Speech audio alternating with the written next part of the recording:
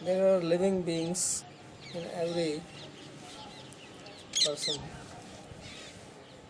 but these living beings also cannot function independently. Just as in our body, we have different senses. We have the eyes, they see something, and by seeing, then you want to do something. You want to pick up an object by you see something or you hear something and then you move. So your legs function. So that means that sense which is seeing or which is hearing, that is not the one which is making the leg move or the hand move. There has to be somebody who is above that, who is coordinating this. So above the senses are mind, because the senses are all linked to the mind. And you see something, then thought comes in the mind, and then through the mind you think of picking up that object. So just as all these individual senses, they function, but they need somebody who is above them to coordinate them. So similarly, there are living entities and they are all functioning independently. But to coordinate them, you need somebody. Otherwise, how they will function? So just as if you have this body, then there has to be one presiding person in this body for the whole thing to function as a unit. Not that your upper part is developing in one manner. Your head decides to develop like a football and the legs decide to become small. Then they cannot carry the weight. It will become a disease. So body is developing. There is some program which is being followed and it has to have some central control. If you have a factory, a country or even a house, there has to be some one person. If you have a car, then there has to be one driver. If there are two drivers driving one car, both have the steering, brakes, accelerator in their hand, can you imagine what will happen? So one wants to put it in the back gear and the other is putting it into the front gear. So it will not go anywhere. There will be big noise. So similarly, if the living entities are existing and the world is functioning, then there has to be somebody who is coordinating this. And for that, two things are necessary. That somebody has to be in contact with each one of you or each one of us. And then he has to be one.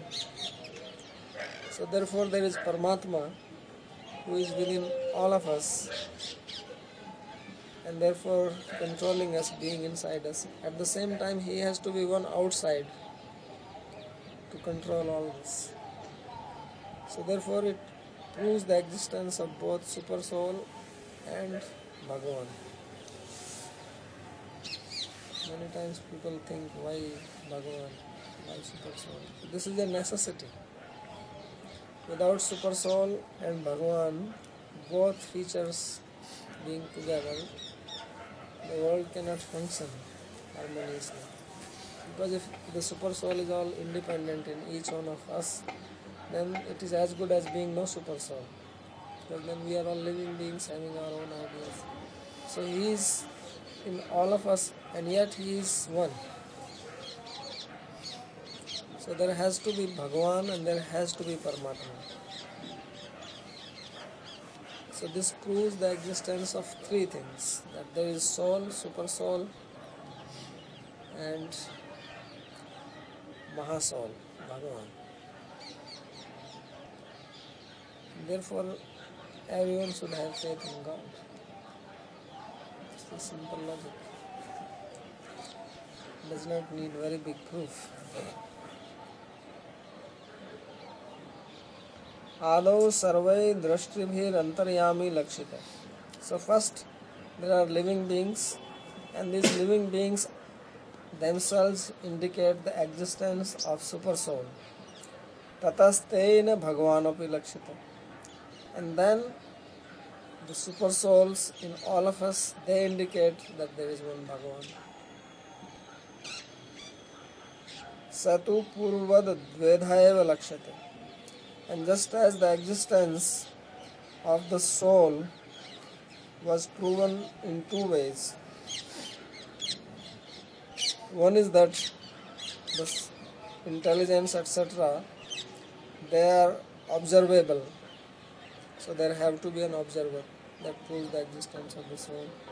And second is that there has to be somebody who is an agent, because observer can only observe, but then you have to function. So there by the process that there has to be an observer of all these inert things, because inert things cannot know themselves.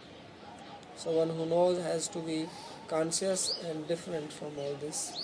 And second thing is that for functioning, for doing anything, there has to be an agent, and agent has to be different from the instrument. So whether it is your mind, your intelligence, your eyes, your nose, your ear, your hand, leg, or external things, they are all instruments. Because your mind is also your instrument. You say, I think with my mind, I decide with my intelligence, I use my eyes to see. So if these are all instruments, then there has to be an agent behind them who is using them, because instrument does not function by itself. So in these two ways, the existence of soul is proven. And the two ways also the existence of super soul and Bhagavan is proven.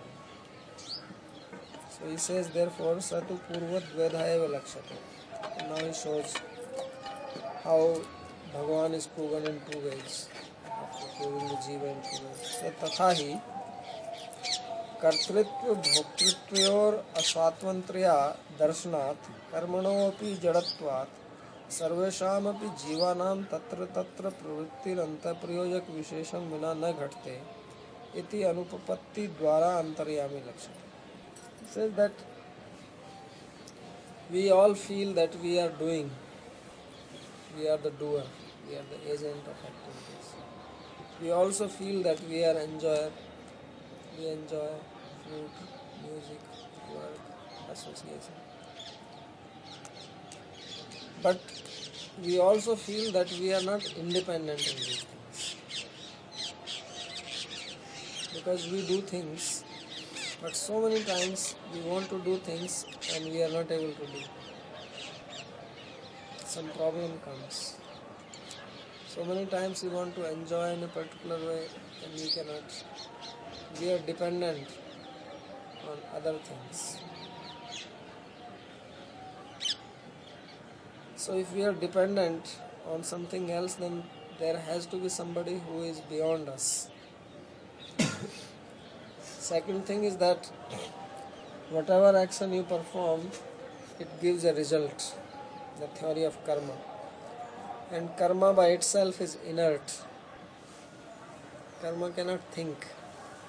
If you have performed some work and you have to get a result of that work, then karma is not deciding how you are going to get this result, where and in which birth, which place. If you have to get some enjoyment or some disease, then when you will get it, in this life, next life, or when, in which particular age, when you are young or old. All these things are coming from our karma. So who decides this? Can karma decide it by itself? No.